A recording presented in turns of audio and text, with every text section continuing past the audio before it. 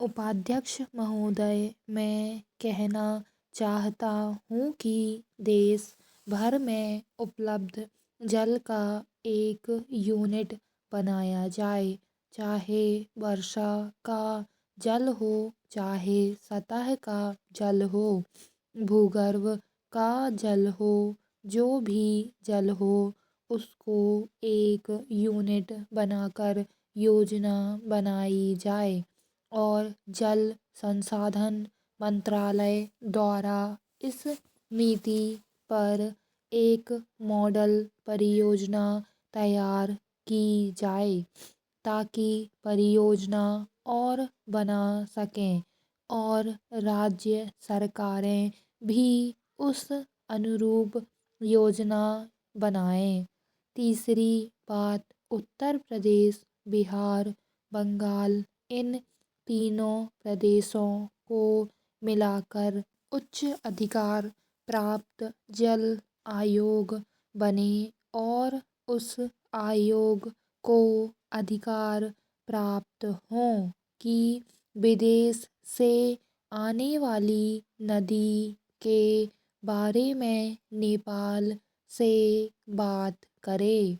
इसके लिए विदेश विभाग से संपर्क करने की आवश्यकता नहीं हो, नहीं तो योजना में विलंब हो जाता है और बाढ़ नियंत्रण को ही प्राथमिकता दें। इस आधार पर एक आयोग का गठन हो। चौथी बात, उत्तरी बिहार में बाढ़ से बचाव हेतु निश्चित रूप से एक मास्टर प्लान तैयार किया जाए। उस मास्टर प्लान को कार्यान्वित करने की दिशा में पहल की जाए, तभी छुटकारा हो सकता है। उपाध्यक्ष महोदय, मैं कृषि मंत्रालय से संबंधित अनुदान की मांगों पर कुछ कहना चाहता हूँ। उत्तरी ऑरकोट में बहुत बड़ी संख्या में चीनी मिले हैं। इसलिए मैं मंत्री महोदय से निवेदन करता हूँ कि हमारे ज़िले में चीनी अनुसंधान केंद्र स्थापित किया जाए। मैं मंत्री महोदय से यह भी निवेदन करता हूँ कि गुड़ का उत्पादन बढ़ाने के लिए कार्रवाई की जाए ताकि इसका निर्यात किया जा सके। सरकार ने मतदाताओं से 10,000 रुपये तक का कृषि ऋण माफ़ करने का वायदा किया है, जिसे शीघ्र पूरा किया जाना चाहिए। इसके अलावा सरकार को यह चाहिए कि छोटे किसानों द्वारा बड़े किसानों से लिया गया ऋण भी माफ़ कर दे। मैं यह भी निवेदन करता हूँ कि किसानों को सहकारी समितियों के माध्यम से उर्वरकों का वितरण किया जाए ताकि किसानों को उर्वरकों पर दी जाने वाली राज्य सहायता का सीधा लाभ मिल सके। वैसे किसान जिसके पास 5 एकड़ से कम भूमि है, उन्हें भूमि कर के भार से मुक्त कर दिया जाना चाहिए। वैसे किसान जो अपने खेत की सिंचाई 5 अश्व शक्ति के पंप से छोटे पैमाने पर करते हैं, उन्हें निःशुल्क बिजली उपलब्ध कराई जाए। छोटे किसानों को विशेष बीमा योजना में भी सम्मिलित किया जाना चाहिए। महोदय, हमारे क्षेत्र में धान की खेती मुख्य फसल है। मैं माननीय मंत्री महोदय से अपने ज़िले में एक धान अनुसंधान केंद्र स्थापित करने का निवेदन करता हूँ। कावेरी को गंगा से जोड़ने की वार्ता पर्याप्त लंबे समय से चल रही है। इस परियोजना को गंभीरतापूर्वक लेने का समय आ गया है। तमिलनाडु के माननीय मुख्यमंत्री ने भी इस मामले में पूरी सहायता देने का आश्वासन दिया है।